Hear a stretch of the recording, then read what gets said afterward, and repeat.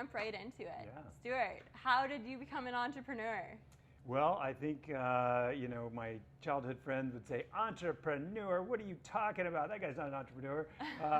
But they would say to me, what are you selling? Like, no matter what I was interested in, whether it was a new movie, a book, anything like surfing, I was just very vocal and enthusiastic about my passions and what I was following. So, that kind of entrepreneurship is, I think, the thing that really connects with me, like creating something new, and I would always recognize that.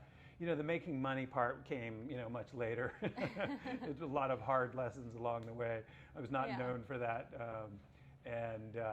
but it was never for me about that, and so I've always kind of been in the nonprofit background, but had some frustrations with the pace of nonprofits and everything, and so now I like the idea of the blend of kind of a business mindset with a nonprofit mission. Okay, that's awesome. That actually kind of leads to one of my next questions, which was, were there any early signs of entrepreneurship, like something that you did where everyone was like, tell us a little bit more about how you were promoting surfing and what kind of sparked everyone's imagination when you did that? Yeah. Surfing in the South, where I grew up in Charleston, South Carolina, was, let's say, not the most popular sport. It was kind of, for rogues and rejects and, people who were counterculture. And so it struck a chord with me. My dad was an Episcopal minister and a civil rights advocate, and I grew up in a very racially divided, town, which I love, and it's a beautiful part of the South. But it also was problematic for me. I took a course in the 7th grade, dreaming about. It was a course called Cultures of the Pacific, and dreaming about places that were just more diverse. And you look at this audience, and think about people that were living together where there's no one majority. And so that was something that I was kind of always thinking about. But as far as the entrepreneurial background, I think I was a little bit like Tom Sawyer in that, when I decided I was really big into skateboarding, and I was like, we need to build a skateboard ramp. We need a half pipe. And just, got the whole neighborhood together, and everybody was... Even the moms? Not the moms, not so much, yeah. The moms and dads weren't so much into our skateboarding and surfing careers. At least not yet. Yes, and so, we were just getting scraps of wood everywhere, and all of a sudden we had, in the church parking lot, a skateboard ramp, that we built and, got everybody to help contribute to. And then started the first surfing club at my, high school. And so, I've always been kind of, like I said, passionate about the things, and was able to, I think, share that passion with others who got involved. So I think that was my first taste of entrepreneurial. Wow, that's awesome. That's so cool. Yeah. So I guess kind of jumping all the way back from that time period to the present day, how did you get involved with creating Wastewater Alternatives and Innovations? Yeah. Obviously, they're quite different from surf clubs to right now. Yeah. If you had told me that I was going to get into, wastewater issues, I didn't even know what wastewater was, 20 years ago. And but I got into environmentalism, and I became very passionate about that because I was living in California, and I was working as a writer and an art dealer, believe it or not, art consultant in Beverly Hills, one of those places where your life takes a very strange detour, and you're like, how did I end up here?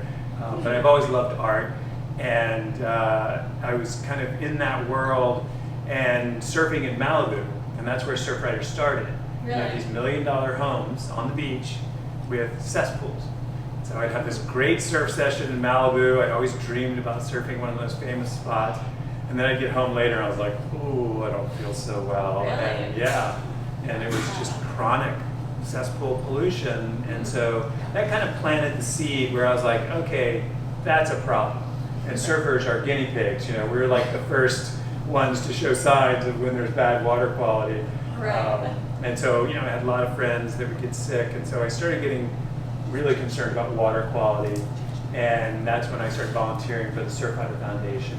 Really? And yeah, volunteered for about 8 or 9 years, and then realized there was no staff in Hawaii, the birthplace of surfing, Hawaii's greatest gift to the world, board sport. So you can really trace snowboarding, skateboarding, and surfing back to Hawaii. They were the first to learn how to ride boards in whatever condition it was, starting with surfing, obviously.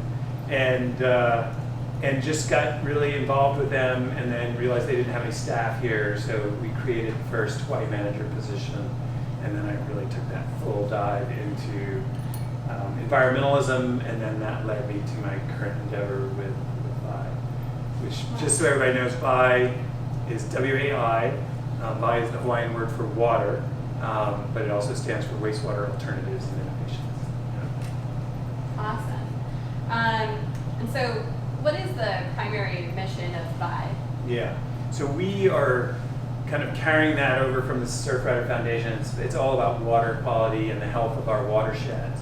And so we aim to reduce sewage pollution and help homeowners with the conversion, because Hawaii has the highest number of cesspools in the country per capita. So there are about 90,000 cesspools across the state, and they release 53 million gallons a day of untreated waste into our groundwater.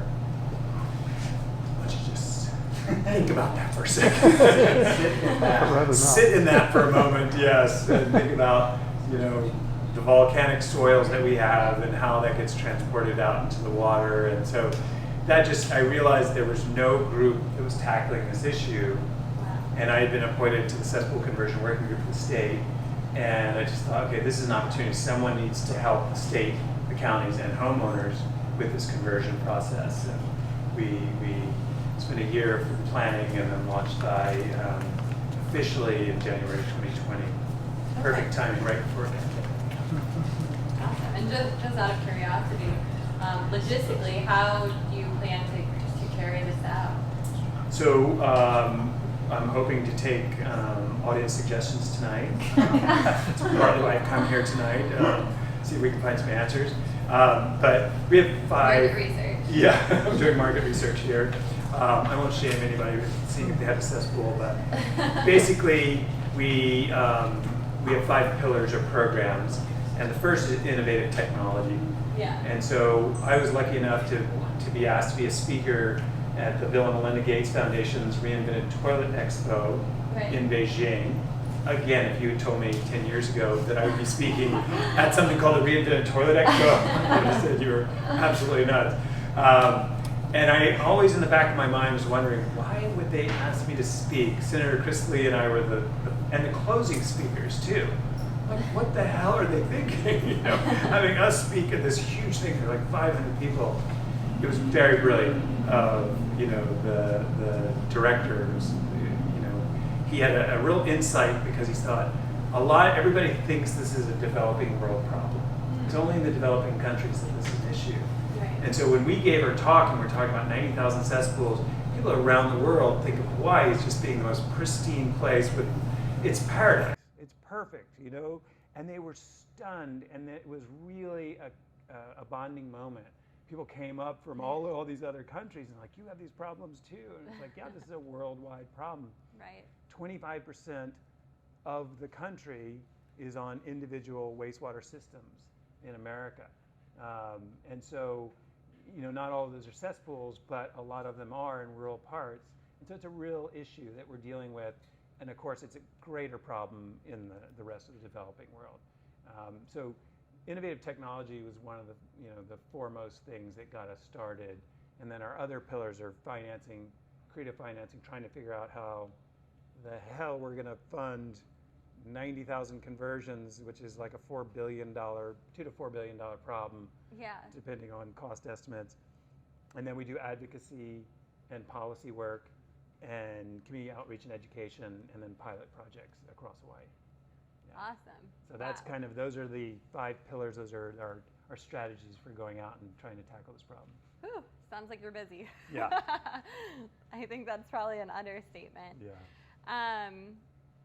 So another one of the things that I thought was really impressive was the fact that you influenced the ban on sunscreen that's damaging the reef. How did you go about that?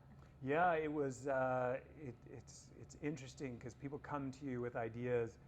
I think part of being, and I don't consider myself necessarily an entrepreneur as much as a social entrepreneur, because I've always thought, like when I was teaching at the East West Center, the best combination would be a blend of a nonprofit mission with a business perspective about getting things done and being nimble and being able to move fast. And to me, that's the strongest element that you can do. And so that is the definition for me of social entrepreneurship.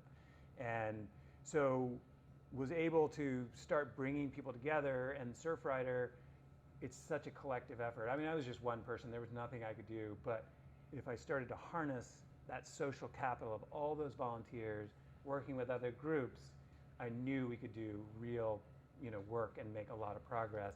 Awesome. And so people came up to us and said, hey, sunscreens, you don't think of it individually as being much of a problem, but collectively, you're talking about like just, tens of thousands of gallons of this stuff every year from tourists and people just coating themselves.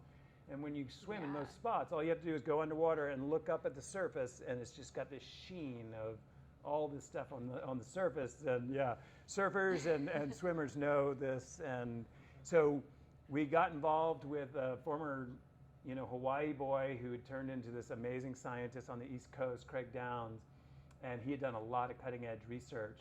And so we started partner with him and a lot of groups and people across the country that wanted to see this happen. And we were the first, and we're still the only state that banned these toxic ingredients in sunscreens, but it set the bar for the rest of the country. Other states are trying to do the same thing. So that was really exciting because it's going to make a huge difference for our reefs, for our fish populations, for the nearshore ecology. Awesome, certainly impressive. Another question I had is about the Expo by Bill and Melinda Gates. So how did you kind of get involved with that, and what did you feel like were some key outcomes from participating in that conference? Yeah, well, the first in participating and also speaking. On the craziest thing is Bill Gates is there. He comes out, and he's a very smart man, and he knew he was going to make international headlines. And he puts a jar of poop on the podium. Oh my God! And everybody's like, what?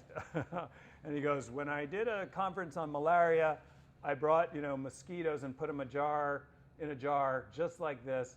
And then I opened the jar and said, malaria is one of the greatest health, challenges in the world. He's like, I will not take the lid off this jar.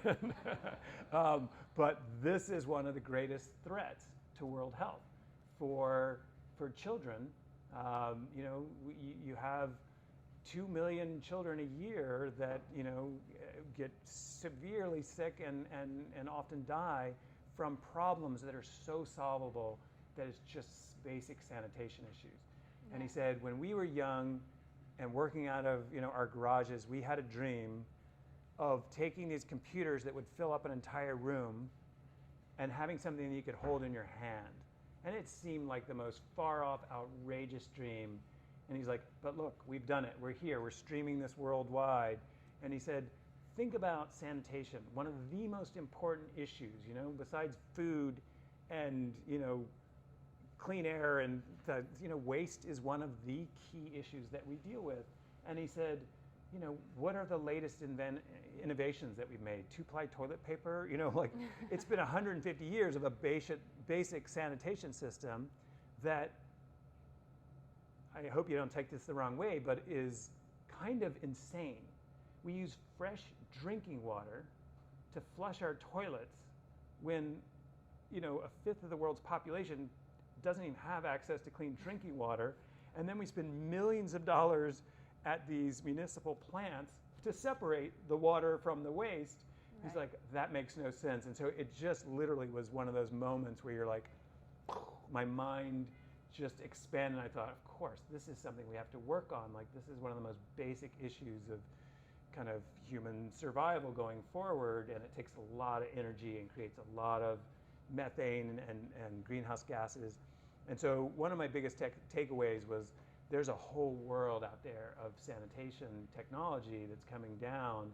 And so one of them, for instance, that's gotten a lot of excitement, and people love making fun of me for my excitement about it, but it's incineration toilets.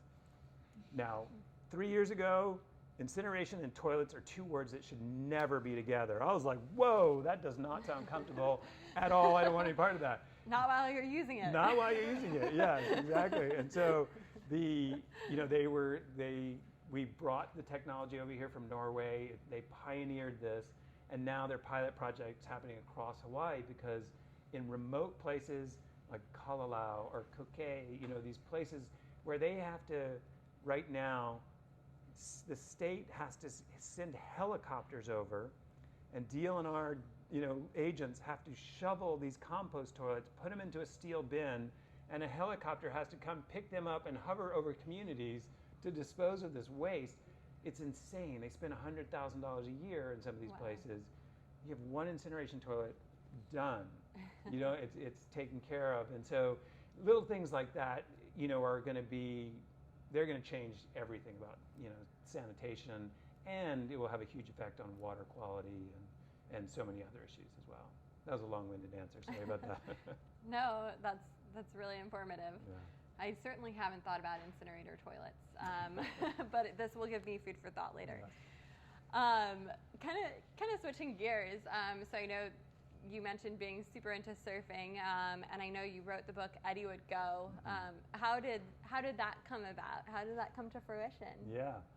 So what originally brought me out to Hawaii was I got a job teaching creative writing and English at Punahou School, and I'd never heard of the school, and got this job, and people are like, how did you get a job at Punahou? I was like, I don't know, I'd never heard of it, and I applied. How else do you get the job?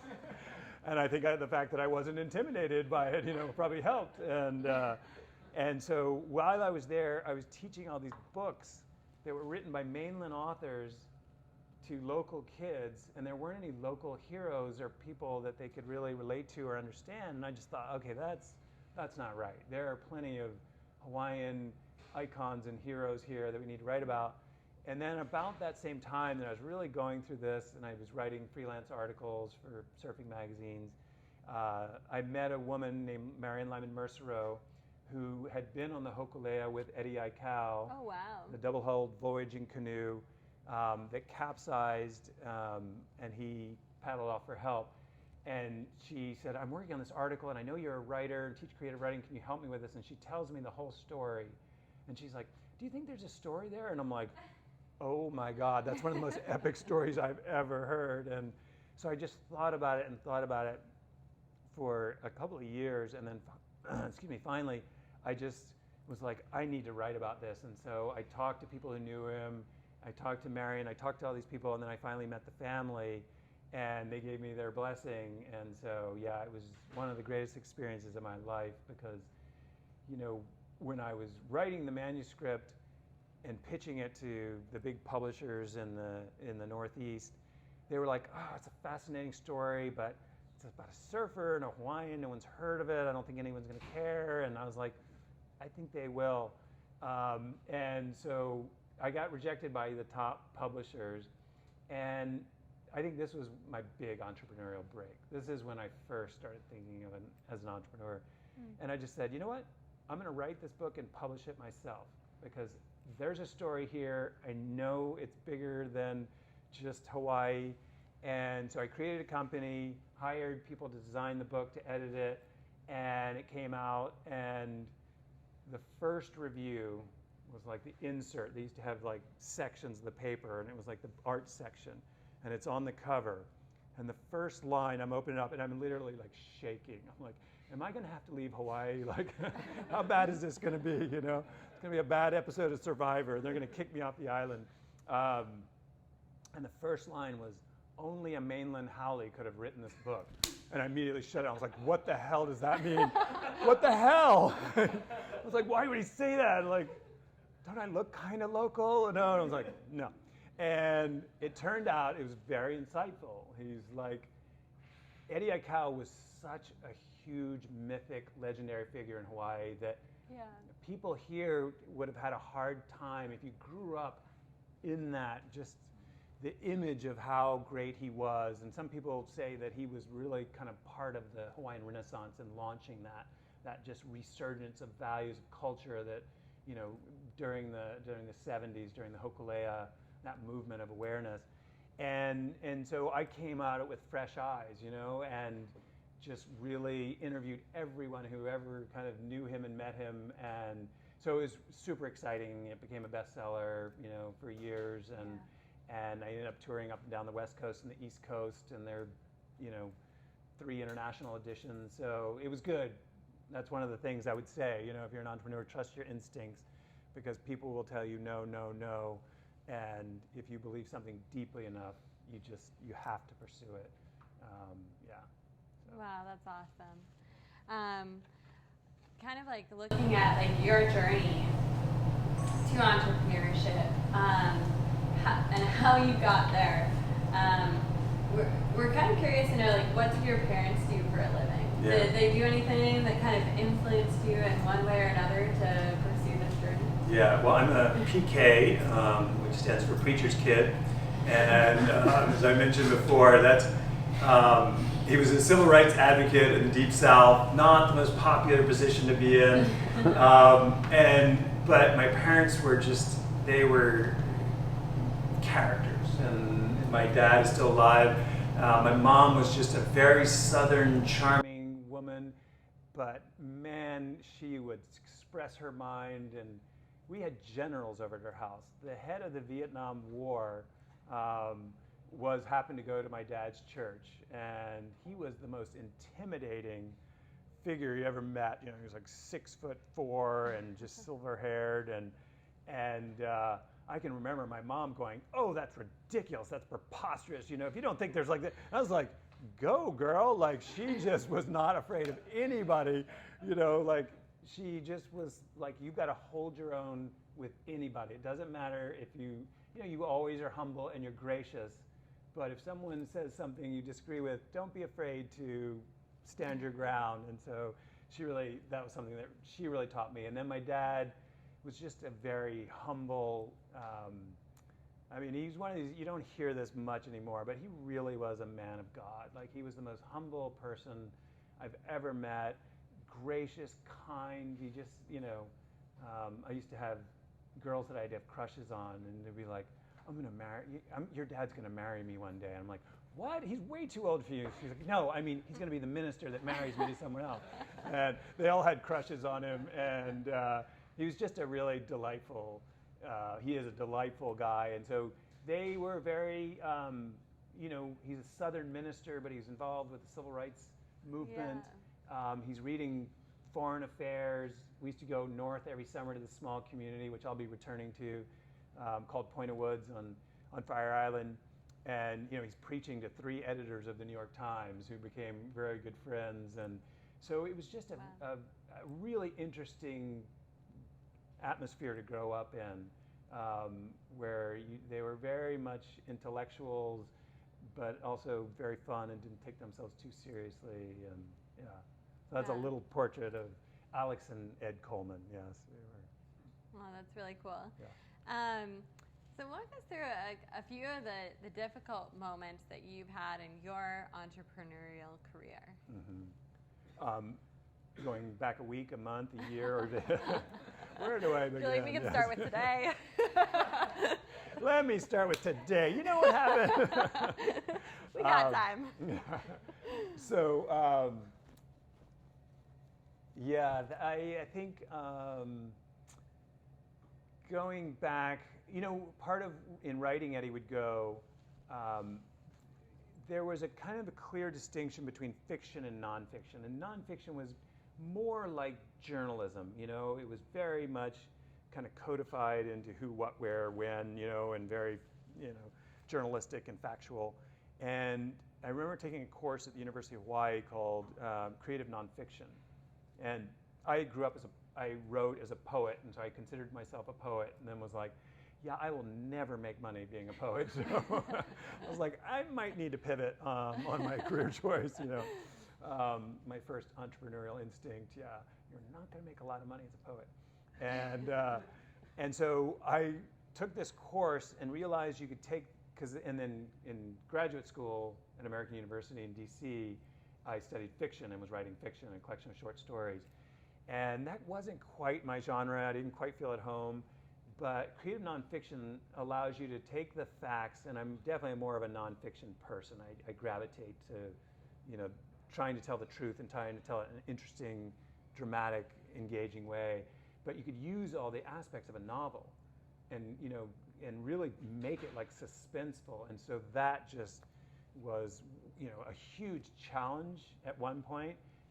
And then people didn't quite get it when I wrote it, and then it proved to be, something that people, wanted. So that was one challenge of saying, like, okay, I'm trying to create something new here. Mm-hmm. No one had ever written, and I know I'm going to get, emails about this, but like a literary kind of biography of surfers. They're most of it, was written for surfers by surfers on a surfboard. Like they weren't, trying to do literary works. And I really wanted to make this as wide as possible. I wanted my grandmother to be able to read this, and people in the mainland who live in the, who've never surfed in their lives. I wanted them to understand what made Eddie so unique, what makes Hawaiian culture so unique, and that gift of indigenous wisdom. And so that was a huge challenge. But again, you've got to follow your instincts, and it would have been so easy to quit or just write a book just for surfers. And so that was a big one. And then, I think the second biggest challenge I had was working for a nonprofit that I loved, the Surfrider Foundation, and still partner with, and they do great work. But, a lot of nonprofits, there's not a lot of career advancement. I was the Hawaii manager. There was really nowhere I could go from there. No matter how much I did, we created laws that were first in the country, along with the toxic, sunscreen ban. We were the first and still the only state that banned smoking on beaches and parks, because cigarette butts are the number one form of plastic pollution. And it was like, no matter what I did and how much money we raised, you're a little bit, kind of stuck in that. And I was like, that's just not who I am, like I want to really just take on issues and be able to be nimble and do big things. And so that was the second challenge. It took me like years to think, like, how am I going to do this? And at first I partnered with my friend who's a social entrepreneur. He is the definition of an entrepreneur, John Anner. And he called me up one day and he's like, let's have lunch. He's like, you want to start a company? And I'm like, yeah, keep on talking. Like, what are you talking? And so we thought about doing it for profit, and we really worked on that, and we got George's opinion and other kind of experts, and then we realized, no, this is going to be a nonprofit, but we're going to have a business approach to really like bring in new technology, financing, and move and have bold ideas and not be held back when people are like, no, you can't really do that. Well, nonprofits, we don't have a nonprofit doing that. And we're like, well, then there's a need for it, isn't there? And just moving ahead. So I think those are two big challenges that I had. Yeah. Wow. Yeah. And I think right now we're kind of in a little bit of a crisis, which I think has everyone thinking a little bit more entrepreneurially. People have been forced to pivot. How did you overcome crises in your career? Mm-hmm. Yeah, well, I mean, one thing was advice just to the entrepreneurs out there. Be careful about launching, an entrepreneurial business or a nonprofit right, 2 months before a pandemic. I would just say it's probably not the best idea, and yet, to me, it's always about pivoting, and it's sometimes my team, my staff gets kind of a little frustrated because they're like, you have these ideas and you're going all these places at once. And I'm like, don't worry, I'm just, brainstorming. You don't have to do all these things, but we'll think about the things that work best. Yeah. And the pandemic was something like that could have shut us down, like any other time. And I was like, okay, everything's moving to Zoom meetings. We can now reach people around the country and around the world, and we have access to them because everybody's at home. Whereas before it was trying to set up meetings with influential people and it's hard. We're talking to everybody across the country and around the world. And so it actually helped our nonprofit, the pandemic, just because we were like, all right, let's take advantage of this. And so we work from home.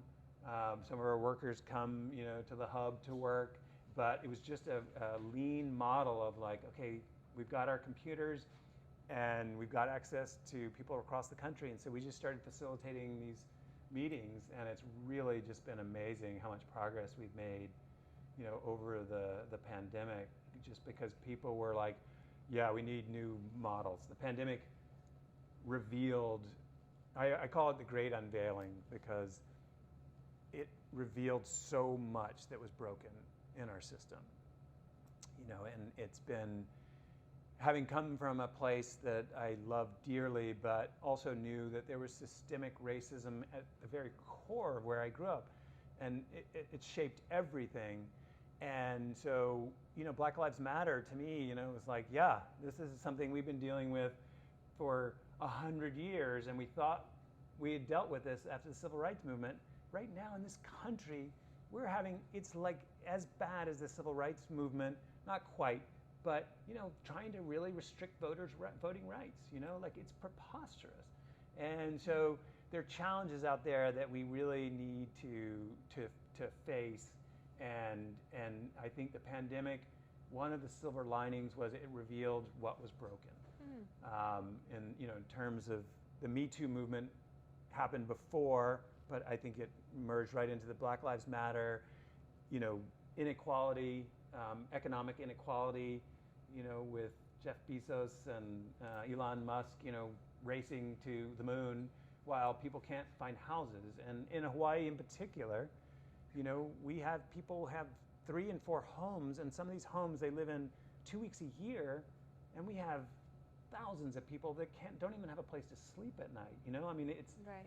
We like to think that, that's someone else's problem. That's our problem. We are all involved with this.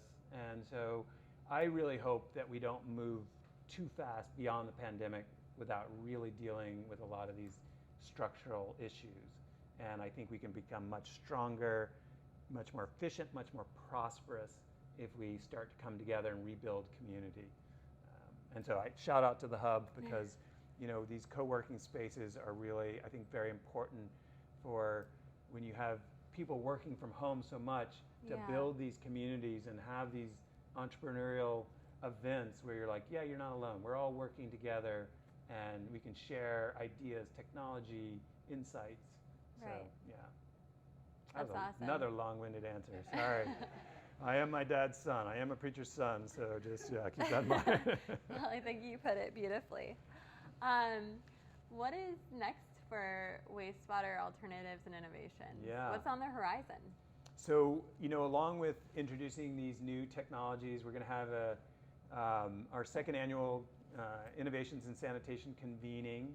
I know you're all chomping at the bit to go to this and learn more about sanitation, but it's great. We had one before the pandemic and brought key stakeholders together from across the state and people across the country to really look about what can we do, how can we innovate. Right now, Hawaii is a little bit, I'll be honest with you, in last place. Like I said, we have the most cesspools per capita in the country, and our whole economy is based around tourism. That's not the best fit. People want to come here for clean water and pristine environment, and we've got to remember that. We were exceeding our carrying capacity before, and so now there are bills that they overrode the governor's veto, and it's like, no, we do have a certain carrying capacity. We can't just sell our island and give it away to tourists. We need to do sustainable tourism and make sure that we're not running ourselves and giving everything towards visitors. It's a super important part of our economy, important part of our economy, and we need to recognize that and value it. And it's part of Hawaiian culture to always be welcoming people to these shores, but we need to do it in a more sustainable way. And so we hope that this is part of that, that WAI can contribute to that, to restoring our watersheds and our water quality, the things that make Hawaii so unique. George and I's good friend Mahina, who is going to speak at the next session, she's on our board and is a native Hawaiian practitioner and just a beautiful person.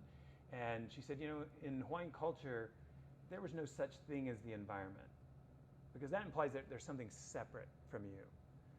With Hawaiians, you wouldn't think of it as separate. It's part of who you are. And so that's why there were these kapu or taboo against anything that would, if there were fish populations that were endangered and going low, you had to stop fishing. And if you were caught, it could be upon pain of death. Like, this is important. This is our sustainability. They're an island and they have to be sustainable because for 800 years they had no one coming to their shores. So it was a matter of survival. And I think we need to get back to that mindset of, the environment is who we are. It's not separate. It's part and parcel of our being. And as all of you know, because you're part of this group, if you're here tonight, the environment is where you go to restore your soul. The romantics and people around the world know that, and I think entrepreneurs know that. It's like that's where you go to find out who you are and to restore that energy. If we're broken or if we're exhausted and in the treadmill, you go to the environment. And me as a surfer going into the waves, it's like it just reminds me who I am and what's important. And like when I'm sitting out in the water and there's a whole ocean out there, it reminds me how small I am. And it gives you that perspective of like, yeah, we need to be a little more humble because it's so much greater than we are. But we tend to take ourselves way too seriously and think our little thing is the most important and business is the most important and the profit margin is the most important, when really it will be, barely a footnote in history. Wow, that's awesome. Well, we're going to move into the rapid fire segment very shortly, but I did want to ask one more question, which is, what is your advice for people who are just getting started with entrepreneurship? Yeah, what would you say to them? I really feel like, especially with millennials and young people who are looking to do something different, it's very exciting to me that we have this opportunity to rethink the way we do things. And was talking with Dick over here before, who worked with some of the bigger companies in America. And people forget, before they were big companies, institutions, Maytag and these things, they were dynamic companies, family run, that were taking big risks. And so there is no entrepreneurship without risk. So if you can't tolerate that level of risk, find some way to get a job that you can be yourself and do interesting things. But to be an entrepreneur, you have to embrace risk. And with climate change and the issues that we're facing, we have to be bold. The idea of timid half measures and incrementalism, like we've been doing for the last 50 years, not going to happen. We don't have that much time. We don't have the luxury. So we really do have to just get in gear and start thinking outside the box. And I think there are enough people that recognize it right now, and our survival depends upon it. So I think this is a young person's world right now, just to really be bold, think outside of the box, and think globally. And so I'm a big believer in the triple bottom line. That it's got to be not just about profits, but about people, planet, and prosperity. And prosperity is different from profit. It's very different. Prosperity is rising tide raises all boats. Profit is like my yacht, your dinghy, you're down here, and I don't really care about that. And if you're in my way, I'm going to run over you. Prosperity is about lifting everyone up, and that's what we have the opportunity, to do. And then there's also what people call the fourth P in a quadruple bottom line is purpose. Having that sense of purpose, that this is not just a job. Don't settle for something that's just a job. Pursue what your passion is. So it could be passion or purpose, and don't give up. Whatever you do, be realistic, be mindful. Like your parents invested a lot of money in college, don't be a poet who's trying to, with no practical business plan. But if you're smart and you use business and you seek other people's advice. That's the main thing, is constantly. I'm always seeking people's advice and input. We can do this, you know, and we can really expand this entrepreneurial outlook, especially with groups like yours that really encourage it and help people with this process. Thank you. Well, great. Well, thank you so much for sharing that with us. We are going to move into our rapid fire segment. So we've got 21 questions for you, which will all be coming at you very fast. And then afterwards, we're going to open it up to everyone for questions. Those of you who are joining us via Zoom, you're also welcome to type your questions into the box, and Megdad is going to help us to relay those, okay? So let's get started. And you know I'm known for my short answers, as you can tell. Yeah. The first one is cats or dogs? Dogs. Any additional elaboration on that? We adopted, thank God, before the pandemic, a one-eyed dog mutt named Lola. Oh my gosh. Lola, the one-eyed wonder dog, precious. and as Carrie can attest, my wife, she's been a lifesaver, and she just, makes everything better. I love cats too. I'm a big cat person, but dogs, yeah. That's so I appreciate, awesome. appreciate that loyalty that they have. Number 2, beer or wine? Beer. Okay, favorite app? Favorite app? Oh God, I mean, I don't know if Zoom is a platform or an app, and most people are zoomed out, but good gracious, it's helped my business so much. I mean, we couldn't exist without Zoom. More like personal app on your phone. What's that, Surfline? You know, do a lot of that. Checking the surf all the time. Cool. Favorite car? Favorite car?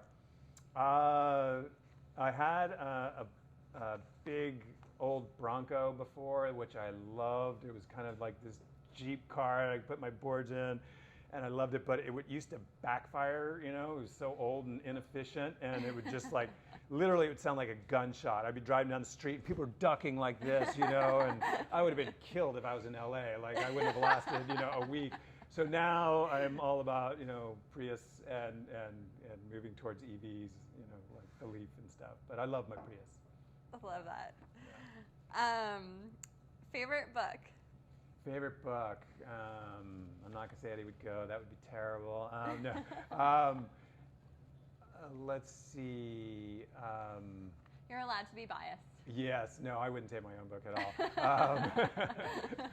I used to tell people, it's listed as the #1 sleep aid in Hawaii. So, you know. God, it's so hard for a writer to answer that question. Kind of most recent books. God, we read Cast, that if you want to read, it's a hard book to read, and it's really difficult, but it's about the extent of kind of systemic racism in this country. So, I mean, it's a hard book to read, but it was mind-blowing. But yeah, I have an easier time with, you know, with authors, than books, because there's so many that I, love. Okay. Yeah. We'll count that. And your favorite movie or TV show?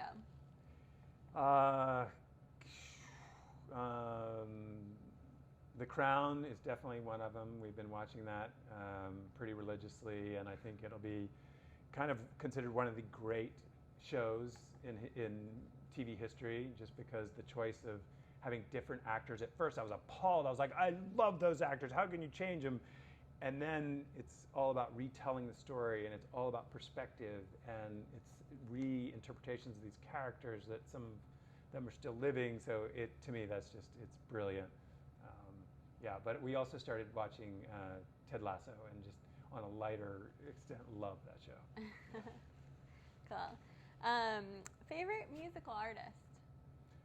Whew, that's a hard one. Love the Lumineers. Bruce Springsteen as a writer is probably the greatest storyteller in American songwriting. You know, like I just, even Dylan is probably one of the original and one of the best, but in terms of songs that are like stories, you could write these as short stories. They're so good. So I would definitely say Springsteen, yeah. Okay. Yeah. Your go-to karaoke song. Oh, yeah. We won't make you sing it today. Okay, good, yeah. Usually that's heading to the bathroom. If I feel like it's going to be my turn to do karaoke, I'm like, oh my God, I got to go to the bathroom. So I don't know if I really have a favorite, but it would be something by Crowded House, most likely, yeah, which is one of my favorite groups as well, yeah. Okay. Don't Dream It's Over by Crowded House, yes.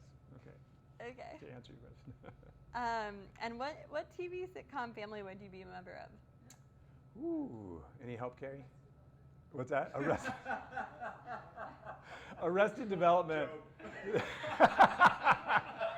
Magic. And if you knew my family, you'd probably say, yeah, Arrested Development. Yeah, that sounds about right. Yeah. Yeah, that was one of my favorite shows, and completely different, but yeah, equally eccentric. Anything you collect? Stories, obviously, yeah, which I share with folks. God, I don't know. I'm not a big collector. Books is probably the thing, yeah, that I love the most. And whenever I move, it's the biggest ordeal because I have so many of them, and they line the walls of our home. So probably books. Yeah. Okay. Any unusual skills or talents? I can speak like Donald Duck.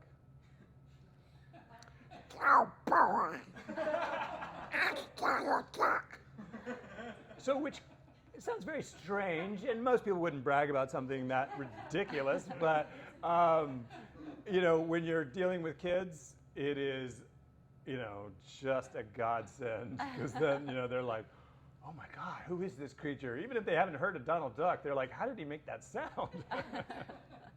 And my dad used it to great effect in Carpool when you had a bunch of just obnoxious teenagers, young when you're like, in middle school, and he could talk just like Donald Duck, and it would shut all of us up. So it runs in the family. It runs in the family. It's a recessive gene, and yeah.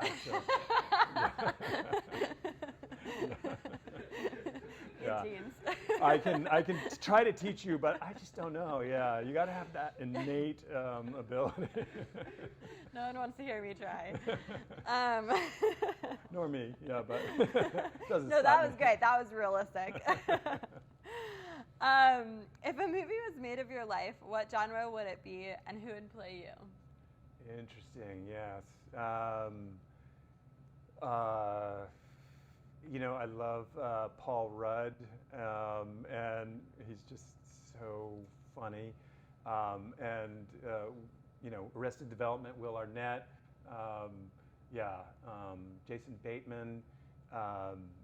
It's just people who obviously don't take themselves too seriously, and you laugh at them as well as with them. Right. And what genre would be? Hopefully, it would be a tragic comedy. Definitely more on the comedic sense, but yeah. And what was your first job? My first job was working as a busboy in a restaurant, a southern restaurant, and I ended up, waiting tables all through college, and so definitely lived the restaurant life. And how many people in this room have done waiting? Yes. I highly recommend it, because first of all, you learn to multitask like never before, and you just learn intense interpersonal skills, because you could have some of the most miserable people, and you're like, all right, thank you very much. Yeah. Can I get you another water? Yes, can I get you another water, or can I get you another beer? Oh, I spilled it all over you. I'm so sorry. Yeah. Oh man, yeah. that isn't the truth. Mm-hmm. So what profession, other than your own, would you like to attend? You know, I tried the professional surfer route, and that lasted, a few nights in my dreams. And I think a lot of young surfers have that, dream that you want to do. I actually wouldn't have that because as much as traveling around the world and surfing all the best waves sounds fun, and showering you with champagne and sounds great when you win these contests. It's a pretty grueling lifestyle, just constantly traveling, living out of a suitcase or a board bag. So that would not be it. A full-time writer. Okay. Yeah, I lived for a time as a full-time writer when Eddie Would Go came out for a few years, and it really was glorious to be able to just do what you feel like you were born to do and travel around the country, and it was really awesome. So I hopefully can do that in my retirement. That's my plan. Cool. Yeah. What is the best compliment someone can give you?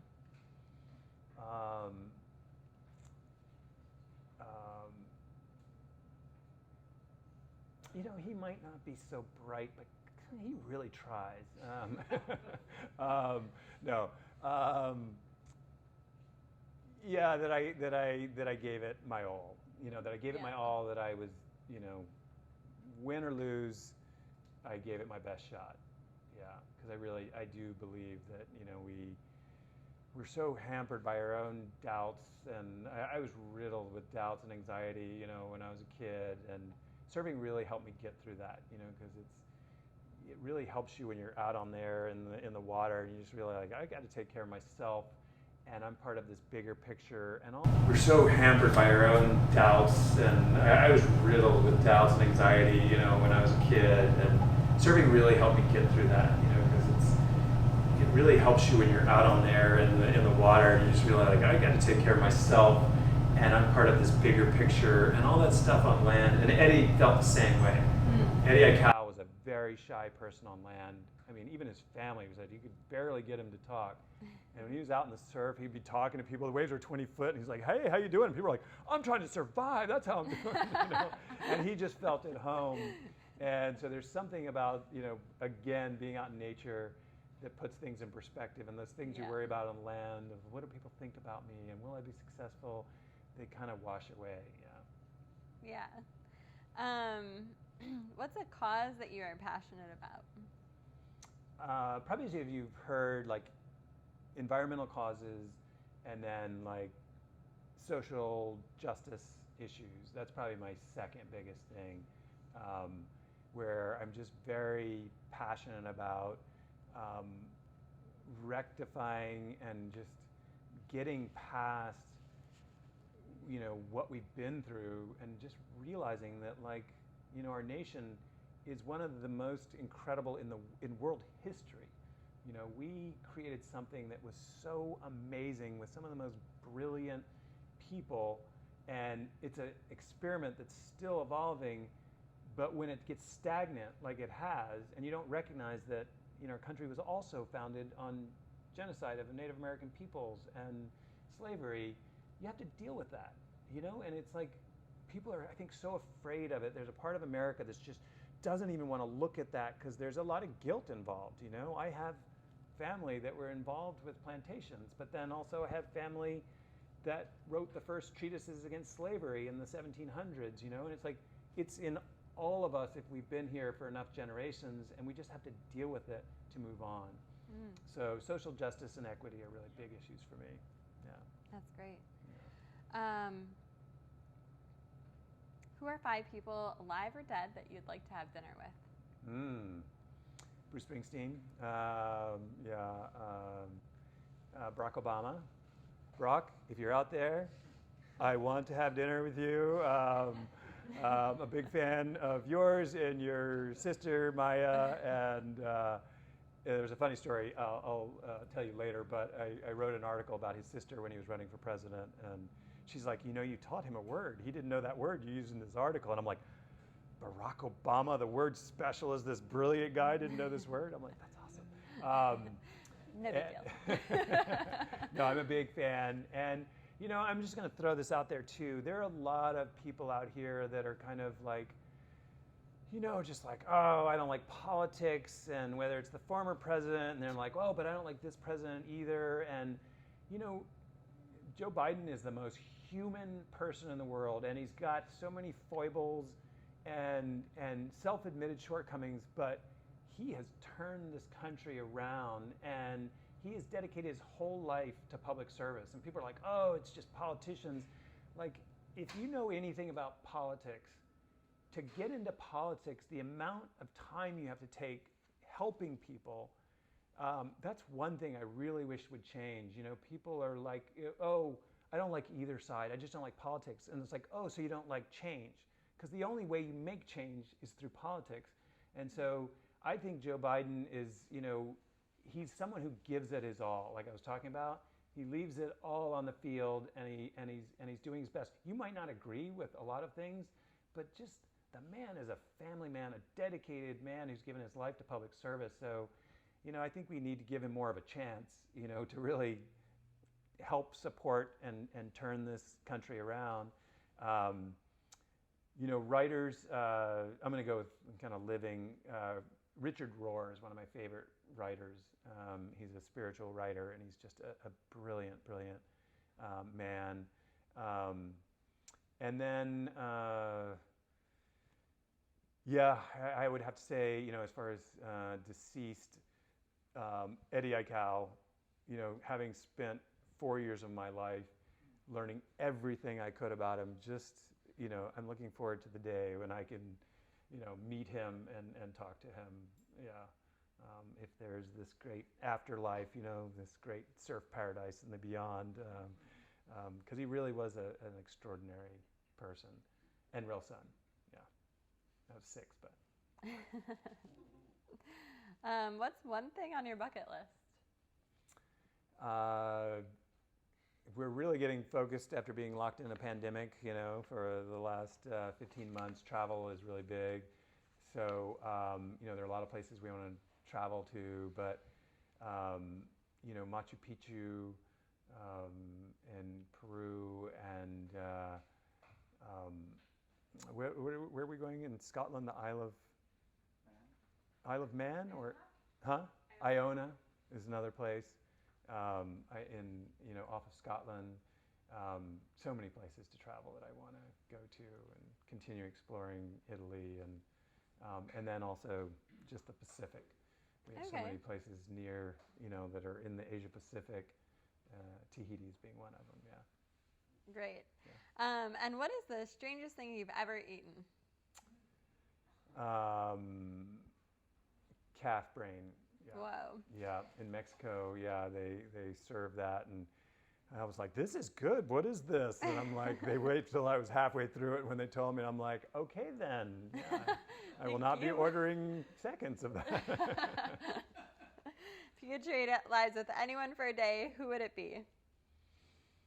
Gosh, that's a good question. You know, I mean, sometimes the go-to answer is like Kelly Slater, just, you know, have your own wave pool that people from around the world come to visit. Kelly, if you're listening also, definitely want to surf at the ranch. Yeah, so that would probably be one of the people. I've met Kelly a number of times, but I want to have, you know, a surf excursion. Yeah. Cool. If you had, and this is the last rapid fire question, if you had access to a time machine, where and when would you go? Good question. You know, there are times where I did also a lot of studying of the civil rights movement. And there are just times throughout history, ancient Greece, where the, you know, idea of democracy was born. And, you know, during, you know, King Kamehameha, you know, the Merry Monarch, his reign, where there's just an explosion of culture. You look throughout history, and there's places where people came together and they just changed history. And that was one of them. I mean, he was the first monarch to sail around the entire world. I mean, he was just brilliant, writing music, friends with Robert Louis Stevenson. And so, you know, I think going back to either the Hawaiian Renaissance during that first Renaissance, during the Merry Monarch's time, and then during the Civil Rights Movement, Martin Luther King is a big hero of mine as well. So to be able to, I got to meet Andrew Young, who's one of his right-hand men, and yeah, those people changed history and changed not just in the United States, around the entire world.